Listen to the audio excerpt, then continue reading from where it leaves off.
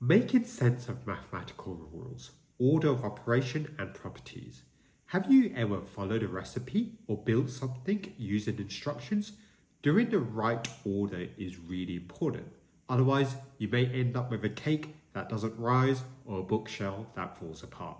Trust me, I've done both. In maths, we use rules to determine the order of operation. You may have heard of BIMDAS, BODMAS, PEMDAS.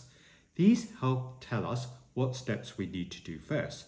First brackets, then indices, then multiplication and division, and then finally addition and subtraction. Say we have an equation, 4 plus 3 times 7. You may ask yourself, do you do the addition first or the multiplication part first?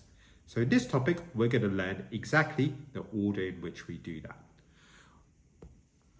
There's some other properties we're going to look into as well to help us rearrange and simplify problems. These are known as the commutative property, the associative property, and the distributive property. Just like following steps in a recipe, these rules make sure we get the right answer every time.